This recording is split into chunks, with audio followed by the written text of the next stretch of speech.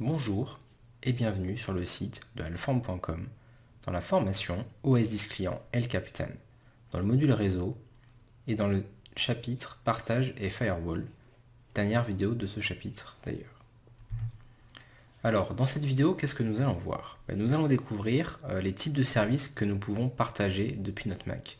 On n'a beau pas avoir un serveur, on peut tout de même partager des services rien qu'avec le client. Nous allons voir les différents types de noms. Alors qu'est-ce que c'est? En fait, notre Mac, il a un nom. On va voir quel est-il. Et au travers des différents partages, des différents protocoles, comment ce dernier va apparaître. Nous allons également ensuite nous intéresser au partage d'écran, c'est-à-dire comment partager notre écran et comment prendre possession de l'écran de l'ordinateur distant. Nous allons voir une technologie propre à Apple qui est AirDrop pour le partage de documents à travers l'interface du Finder et notamment pour partager une photo via un iPhone sur un Mac et inversement. Pour finir, nous verrons le firewall intégré à OS 10, sa configuration et le mode avancé. Alors, intéressons-nous tout d'abord au partage de services. Le partage de services, donc des services, quel est-il? Déjà, où est-ce qu'il se trouve? Eh bien, dans Préférences système, partage, tout simplement. C'est là-dedans aussi qu'on trouvera le nom de notre Mac, on y reviendra juste après. Donc, qu'est-ce qu'on peut partager depuis un client? Il faut savoir qu'on peut partager un CD-DVD. Bon, pour le coup, là, sur les derniers Mac, cela va être un lecteur CD-DVD externe. On peut partager notre écran, pareil, on y reviendra après. On peut également créer un partage de fichiers, on peut partager des imprimantes, on peut donner accès à notre session, on peut donner accès à notre ordinateur, pas uniquement à la session, mais même à distance via la ligne de commande. On peut accéder à des Apple Events distants, donc ça c'est pour un logiciel qui s'appelle Apple Remote Desktop, donc on ne traitera pas dans ce cours-là Apple Remote Desktop, ce sera plutôt dans le cours serveur. Et enfin, on peut partager notre connexion Internet. Alors on va voir comment ça fonctionne tout ça. Donc je suis de retour sur ma machine virtuelle et je vais ouvrir les préférences système. Et je vais dans cet onglet, dans ce menu qui s'appelle Partage. Je clique sur Partage et voilà. Donc là j'ai le nom de mon Mac, on y reviendra après. Donc qu'est-ce que nous avons? Le partage de CD-DVD. Bon, très bien, on n'en a pas, donc on ne va pas s'intéresser plus que ça à ce service. Il faut savoir qu'un lecteur CD connecté par USB à notre Mac peut être partagé via un partage et via les autres ordinateurs du réseau. Le lecteur CD apparaîtra dans les périphériques partagés et les utilisateurs distants pourront accéder à ce média.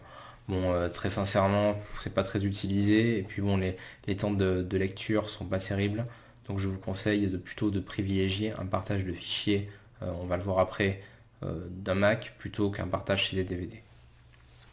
Le partage d'écran, donc je ne vais pas y venir maintenant parce qu'on en parlera tout à l'heure, mais ça va servir à partager notre écran et à définir qui peut accéder à notre écran.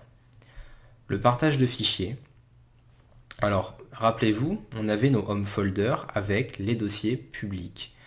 C'est ici qu'on va retrouver justement ces dossiers publics, à savoir les 3 dossiers publics des 3 sessions distinctes, et avec déjà des ACL. Donc on retrouve tout ce qu'on a vu auparavant. Donc il faut savoir comment partager un fichier, c'est tout simple. Donc on a nos dossiers publics, on va activer le service de partage de fichiers, et on va voir ce message. Donc notre fameuse petite icône verte pour dire voilà le partage, le service est actif. D'autres utilisateurs peuvent accéder au dossier partagé depuis cet ordinateur, et les administrateurs à tous les volumes. Et on nous dit comment nous connecter, soit en AFP, soit en SMB. Donc vous voyez déjà, il gère les 2 protocoles. Pour aller plus loin, donc moi je veux que la personne aille dans mon dossier public. Alors ce que je vais faire, je vais aller dans mon dossier public, je vais y mettre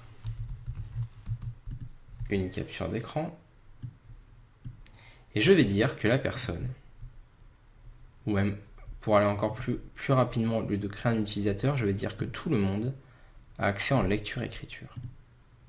Qu'est-ce que ça veut dire? Ça veut dire que n'importe qui se connectant via cette adresse à mon partage de fichiers va pouvoir lire et écrire. On va vérifier. Donc je vais passer sur ma machine physique. Je vais faire commande K. Même quoi, commande K pour faire une connexion au serveur. J'ai copié directement depuis la VM l'intégralité de la commande. Donc vous me précisez le protocole suivi de 2 points et de slash et l'adresse IP du serveur. Et je fais se connecter. Et là il va falloir par contre que je m'authentifie. Alors je vais essayer de voir ce qu'il se passe si j'enlève, il n'y a rien. Donc je vais le faire en tant que, par exemple, nouvel utilisateur, pourquoi pas. Nouvel utilisateur.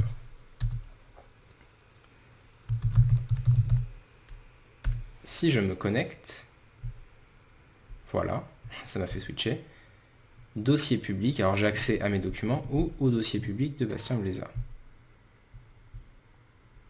Et là, j'ai accès justement à la capture d'écran que j'ai vue tout à l'heure. Moi, j'ai pas les droits de lecture-écriture. Alors, je vais tester. Donc, on a dit nouvel utilisateur. Je n'y ai pas accès tout simplement parce que j'ai mis une personne everyone. J'aurais dû mettre pour accéder à ceci plutôt alform nouvel utilisateur, choisir et nouvel utilisateur en lecture-écriture. Je vais enlever, on va rétablir. Donc là, qu'est-ce qu'il faut faire? En fait, il va falloir se déconnecter. En fait, je voulais me connecter sans compte, mais j'ai pas configuré comme il le fallait. Donc on va refaire. AFP, voilà. Je me connecte en tant que nouvel utilisateur. Donc là, je me suis mis les droits de lecture-écriture. On est bien d'accord. Donc, déjà, on voit que j'ai plus de contrôle et je fais ça. Et là, j'ai bien plus le crayon, donc j'ai le droit de lecture-écriture. Par contre, pas sur ce dossier, je l'ai appliqué que sur le dossier public. Donc là, je peux écrire, mais je ne peux pas rentrer dans le dossier de dépôt parce que je n'ai pas appliqué la CL à l'arborescence de dossier. Donc ça a fait une petite révision également sur les ACL, sur les droits de partage. Voilà typiquement comment partager des documents. Maintenant, nous allons voir une autre option, comment partager une imprimante. Bon, ça, on y reviendra dans le chapitre pour les imprimantes, mais il faut savoir que si je connecte une imprimante en USB à mon ordinateur, je vais pouvoir la partager. Ça marche également avec des imprimantes sans fil. Session à distance. Bon, ça va être pour se connecter en SSH à l'ordinateur. Donc en SSH, voilà, définir un accès distant. Donc je vais essayer de vous le montrer. Si j'active ceci, alors déjà on va définir pour quel utilisateur. Je vais mettre Bastien Bleza, voilà. Donc il faudra dans le login préciser le short name, donc alform Bastien et le mot de passe. J'active la session à distance. En plus, il est gentil, il donne même la commande. Donc si je mets cette commande, je vais vous la détailler maintenant. Donc j'ouvre un terminal, là je suis sur mon ordinateur personnel. Si j'utilise cette commande, donc SSH, le short name at l'adresse IP. Je fais entrer. On me demande si je veux accepter la clé afin d'établir la connexion. Je suis obligé de mettre oui. Et là, je mets le mot de passe de ma session. Et là, je suis connecté en fait à ma machine. Regardez, rappelez-vous bien, alform Bastien, en tant que mon compte utilisateur dans la machine virtuelle, donc en tant qu'administrateur, enfin en tant que ma session active, mais en ligne de commande. Donc ça, c'est une bonne méthode également pour avoir accès à un ordinateur en ligne de commande. Donc là, typiquement, si je vais CD desktop, qu'est-ce que j'avais mis sur le bureau? Là, il n'y a pas grand-chose. Donc on va aller plutôt dans cd. cd. C'est pour revenir. Et si je vais dans cd download, je fais un ls-l, on va retrouver là tous les documents de notre dossier téléchargement.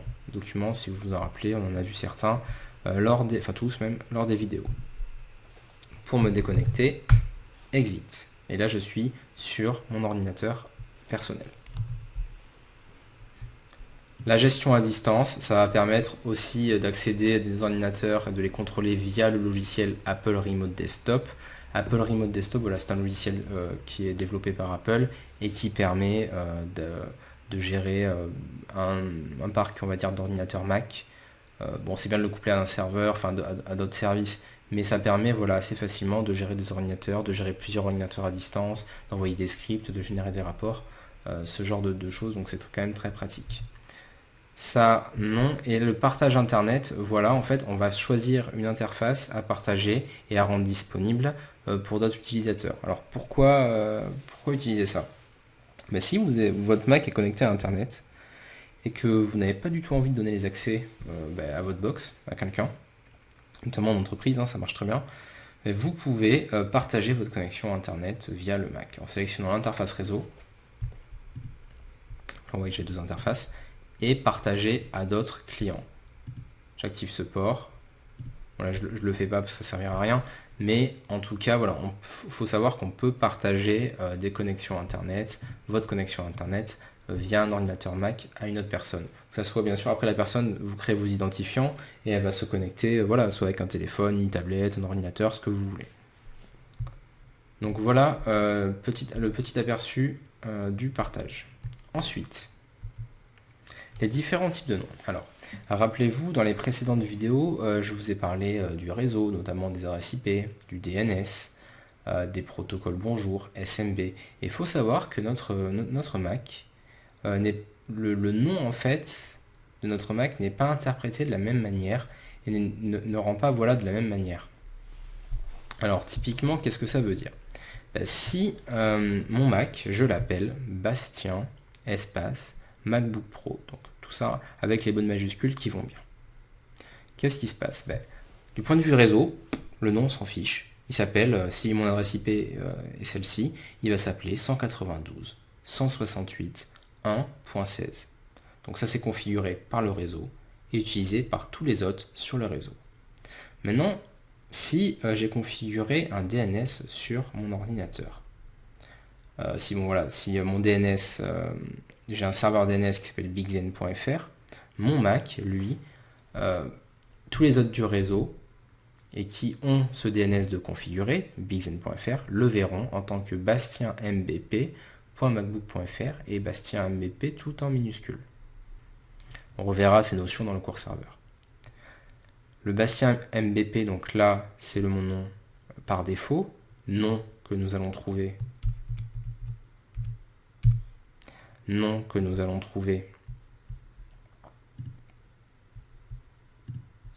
ici. Bon, c'est pas le même nom, mais imaginez que c'est le même. Avec le protocole bonjour. Donc tous les autres bonjours verront mon Mac de la forme bastien-mbp.local. Et tous les autres bonjours le verront de la manière suivante. Regardez, Mac de Bastien ici, c'est mac-2-bastien.local. Et enfin, le SMB, comme c'est partagé également, le Samba c'est partagé avec les ordinateurs Windows, en fait, ils verront tout en majuscule, Bastien MBP. Et tous les autres SMB verront mon Mac de cette manière. Typiquement, j'ai un exemple à vous donner. Mon NAS Synology. Je ne l'ai jamais appelé comme ça, je l'ai appelé Synology avec un S majuscule, Y, N-O-L-O-G-Y, tout en minuscule. Et je le vois comme il est partagé en SMB, tout en majuscule. Voilà, un exemple concret. Pour finir avec les différents types de noms, comment modifier le nom de votre Mac? On l'a jamais vu ça, et c'est quand même très pratique de le savoir. Comment vous faites? Vous voyez, il y a marqué dans les préférences de partage, donc je rappelle, préférences système, partage, nom de l'ordinateur. Bon, vous mettez ce que vous voulez. Typiquement, Bastien, Mac de Alform. Voilà. J'appuie sur Entrée, et là mon Mac s'appelle Mac de Alform. Vous pouvez également modifier le nom d'hôte. Mais laissez-le comme ça, vaut mieux que les deux matchent ensemble. Maintenant, le partage d'écran. Donc on va voir comment se connecter à un partage d'écran. Déjà, dans un premier temps, on va activer ce partage. Donc, comment on l'active? On va dans Partage d'écran. On va choisir un utilisateur, donc du groupe administrateur. Alors si vous en rappelez plus, qu'est-ce qu'il y a dans le groupe administrateur? Rappelez-vous, ce sont les administrateurs de la machine. À l'heure actuelle, on n'a créé qu'un compte administrateur. Si vous vous en rappelez pas, vous allez dans utilisateur et groupe, c'est ça. Et vous regardez quel type de compte est admin. Il n'y en a pas, à part un seul, celui qui est actif. Bon, bah c'est bon, il n'y en a qu'un seul. Donc nous, qu'est-ce qu'on va faire? Eh ben on va laisser comme ça. Je clique sur partage d'écran. Qu'est-ce qu'on me dit? Partage d'écran activé. D'autres utilisateurs peuvent accéder à l'écran de votre ordinateur par l'adresse VNC l'adresse IP, ou en cherchant Mac de Alform dans la barre latérale du Finder. Il y aura encore autre chose, on va le faire après. Réglage de l'ordinateur, et là, l'autorisation de contrôler l'écran peut être demandée par quiconque. Et on peut aussi protéger par un mot de passe. Donc ces options, donc celle-là, franchement, faut pas la cocher, parce que n'importe qui peut contrôler le Mac à distance, super. Et l'autre, c'est une sécurité supplémentaire, donc pourquoi pas effectivement l'activer. Pour même si on a des crédences utilisateurs, on a besoin d'un mot de passe spécifique pour prendre la main de l'ordinateur. Donc ça, c'est comme vous voulez. Donc comment on va faire? Donc rappelez-vous, on va aller sur le Mac, mon Mac physique, et on va se connecter. Alors, il y a plusieurs méthodes. La première, on nous a dit, on fait VNC, donc commande K, toujours pareil. On fait ça, VNC 172, mon adresse IP, on fait se connecter. Et là, je mets mes identifiants. Première méthode. Deuxième méthode. Je vais dans le Finder, et là, je vois que j'ai Mac de Alform. Il faut faire un nouvel onglet, puisque tout à l'heure, on utilisera ça. Mac de Alform, et là, je vois le menu partage d'écran. Et là, effectivement, je retombe sur le même menu. Et enfin, dernière chose, je fais VNC : et si je n'ai pas envie de me souvenir de l'adresse IP, parce que l'adresse IP peut changer, mon nom beaucoup moins, mais je vais taper ça. Avec les tirets. Et là, j'ai également accès à l'ordinateur. Donc c'est plus long d'ailleurs. Connexion à macdealform.local. Et après, je vais avoir mes crédences, voilà, qui apparaissent. Mais il me demande mes crédences justement. Donc je vais marquer Alform Bastien, donc le short name, mon mot de passe administrateur, connexion.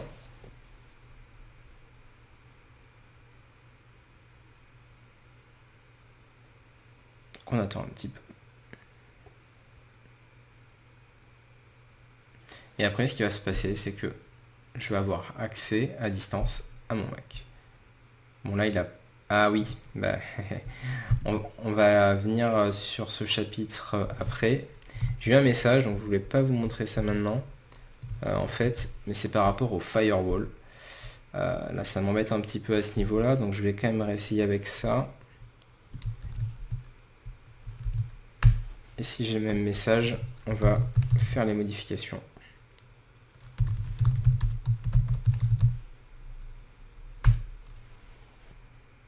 Non, c'est bon.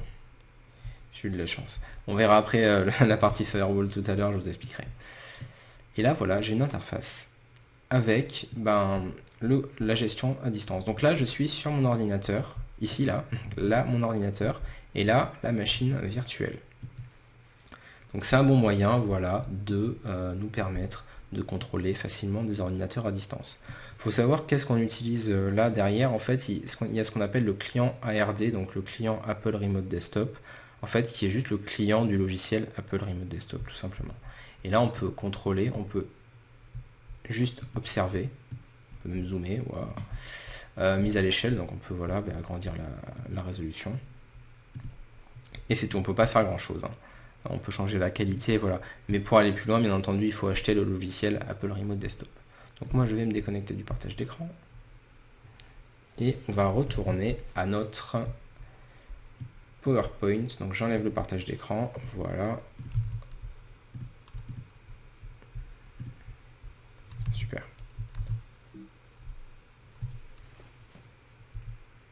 Donc on a vu ça, on a vu qu'on s'authentifie en tant qu'utilisateur référencé et on a accès voilà, à notre partage d'écran. Maintenant, on va venir à AirDrop. Alors AirDrop, qu'est-ce que c'est? Donc là déjà, vous avez la documentation sur le site d'Apple d'AirDrop. Donc ça permet facilement de transférer du contenu et notamment entre ordinateur et périphérique iOS. Alors on ne peut pas transférer tout type de contenu, il faut le savoir. Après, c'est bien pour les, voilà, les images. Entre plusieurs Mac, on a plus de possibilités, entre périphériques iOS, un peu moins.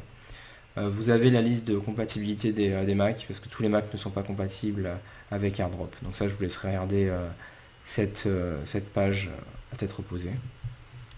Donc nous, ce qu'on va faire, moi je vais vous faire une petite démonstration de AirDrop. Alors il faut savoir voilà, que AirDrop, le problème de ce, de ce logiciel, c'est qu'en fait, de cette fonctionnalité, c'est qu'il utilise le Wi-Fi et le Bluetooth. Deux choses qu'on n'a pas sur la machine virtuelle, forcément. Donc ça va pas le faire. C'est pour ça que je vous montre, je le montre ici. Alors, au préalable, moi je prends un téléphone, enfin mon iPhone, je vais activer le service AirDrop. Je viens là-dessus. Et là, d'ici quelques temps, je vais voir apparaître, voilà, Bastien Bleza iPhone. Donc si je m'envoie une capture d'écran, est-ce que je vais pouvoir la recevoir sur mon téléphone? Donc là, vous voyez, en fait, et voilà, là j'ai eu un petit message pour me dire, bah, je t'ai envoyé directement une capture d'écran. Et effectivement, je viens de recevoir ma capture d'écran sur mon téléphone. Maintenant, si je prends une capture d'écran de mon iPhone, je vais dans Photos, et je veux l'envoyer à AirDrop, via AirDrop. Et là voilà, donc vous n'avez rien vu, mais j'ai eu un dossier dans mon dossier de téléchargement, j'ai ma capture de mon téléphone qui vient apparaître. Donc voilà, c'était un petit aparté sur AirDrop pour vous montrer, voilà, pour vous dire que ce type d'application nativement existe pour transférer rapidement du contenu. Donc c'est bien de le savoir, parce que bah, voilà, vous verrez que ce type de fonctionnalité va de plus en plus être utilisé. Et pour arrêter AirDrop, en fait, ça c'est important, vous n'avez rien à faire, vous avez juste à changer en fait de menu. Par contre sur votre téléphone, bien entendu, il y a un mode pour le désactiver. Maintenant, on va s'intéresser au firewall. Alors, faut pas confondre déjà un firewall à réseau et applicatif. Pourquoi je vous dis ça? Parce que là, sur votre Mac, vous avez un firewall applicatif et pas réseau. Un firewall à réseau, qu'est-ce que c'est en fait? Ça va être un composant de votre système d'information qui va gérer tous les ports. Parce qu'un firewall, ça gère quoi? Ça gère les ports. Sur votre Mac, en fait, il va gérer les ports automatiquement suivant les besoins de l'application. Alors comment on configure le firewall d'OS 10? Tout simplement en allant dans le menu sécurité et confidentialité, et avec la jolie traduction en français, ça ne nous donne pas firewall mais coupe-feu. Donc je vais dans sécurité et confidentialité, je vais dans coupe-feu. Là je vois qu'il est désactivé par défaut. Ce qui n'est pas super d'ailleurs. Donc ce qu'on va faire, nous on va l'activer. Voilà, donc petite icône verte, toujours pareil. Le coupe-feu est activé et configuré pour empêcher les applications, programmes et services non autorisés d'accepter les connexions entrantes. Donc on peut se dire, il n'y a que ça au niveau du firewall, donc en fait on active un firewall et on n'a pas d'option. C'est un peu moyen, mais non. On a justement, c'est pour ça que le chapitre est assez court au niveau du firewall, c'est qu'en fait on a des options avancées, mais vous allez voir, c'est pas non plus, c'est pas la panacée. On a bloqué toutes les connexions entrantes. Donc ça, sauf celles nécessaires en fait. Ça peut être dangereux, ça c'est suivant voilà, votre utilisation de votre ordinateur. Mais on peut bloquer voilà, pour sécuriser au maximum. Cette case est cochée par défaut, c'est autoriser automatiquement les logiciels signés. Donc les logiciels signés, on a déjà vu cette signification dans les précédentes vidéos, à recevoir des connexions entrantes. Donc cette option permet au logiciel signé par une autorité de certification valide de fournir des services dont l'accès s'effectue depuis le réseau. Et enfin le mode furtif, alors ça c'est pas pratique, c'est en fait, je vous parlais dans une vidéo que certains ordinateurs, certains équipements réseau ont des interdictions de réponse au ping, et ben là on peut l'activer, donc quand on fait du réseau c'est pas super pratique, voilà, si on a un Mac qui a cette option activée et qu'on n'arrive pas à le pinguer, on va se dire ah il n'est pas connecté au réseau, et bien si malheureusement, donc il faut utiliser d'autres méthodes. Voilà pour le firewall. Si j'ai envie de rajouter une application, ben, j'appuie sur le plus, et là je vais dire ben voilà, FaceTime, j'autorise toutes les connexions entrantes. Il faut savoir que sur un ordinateur qui a activé le firewall, pardon, Les autorisations vont se peupler au fil de l'eau suivant les applications que vous utilisez. Alors je vais vous montrer un exemple. Je vais dans mes préférences système, partage, non, c'est pour voir si vous suivez. Sécurité, confidentialité, coupe-feu. Et moi j'ai le firewall, le coupe-feu, activé. Donc je vais voir un petit peu comment au fil du temps, voilà, ça a réagi. Je mets le mot de passe de la machine virtuelle, de la machine physique. Je commence à plus y arriver. Est-ce que tu vas me laisser... Voilà. Option du coupe-feu. Et là, j'aime pas trop ce bruit, c'est bon. Et là, je vois, j'ai pas grand chose au final. J'ai un logiciel de développement, Dropbox, Skype, voilà. Clairement, et partage d'écran, gestion à distance. Bon, j'avoue, j'ai pas tous mes logiciels hein, qui accèdent. Il manque Google Drive, il en manque. Bon, en tout cas, voilà, bon, comment il a réagi. Bon, pour ça, est-ce que alors, la question que vous allez vous poser, est-ce qu'il faut l'activer ou non, le firewall? Écoutez, c'est une sécurité supplémentaire. Franchement, pourquoi pas? Même activer là, je vous conseille. Si vous voyez que vous avez vraiment des problèmes avec des applications, vous les rajoutez dans les options. Si ça ne marche toujours pas, essayez de couper le pare-feu, voir ce qu'il se passe. Et si ça fonctionne toujours pas, par contre, là, ça va être plutôt faire du réseau, voir si vous n'avez pas un firewall ailleurs. Sans entreprise, les problèmes, c'est toujours firewall et proxy, hein. C'est bien connu. Alors, dans cette vidéo, qu'est-ce que nous avons vu? On a vu que les services qu'OS 10 client peut gérer, il y en a beaucoup quand même. Notamment voilà, Internet, le partage d'écran, partage de fichiers. On a vu voilà, quelques-uns de ces services qu'on peut partager. On a vu les différents types de noms en fonction des services utilisés, ça c'est très important, il faut vraiment s'en souvenir de cette partie. Le firewall intégré à OS 10, on a vu comment il se configure. On voit que c'est quand même assez simple, on n'a pas beaucoup d'options par rapport à voilà, un firewall d'un élément réseau. Donc cette vidéo également clôture voilà, le module réseau. Donc on va refaire un petit résumé de tout ce qu'on a vu. On a vu les fondamentaux sur le réseau. On a vu ce que c'était un LAN, un WAN, un DNS, un service DHCP, les préférences système, réseau et Wi-Fi. Donc ça nous a permis déjà cette vidéo-là d'introduire pourquoi on a besoin des réseaux dans la vie, comment voilà... comment reconnaître certaines technologies, certaines méthodologies à avoir, donc c'est très important. On a vu après la configuration avancée, donc rappelez-vous, on a vu qu'on peut, suivant le lieu où on est, activer ou non des interfaces réseau.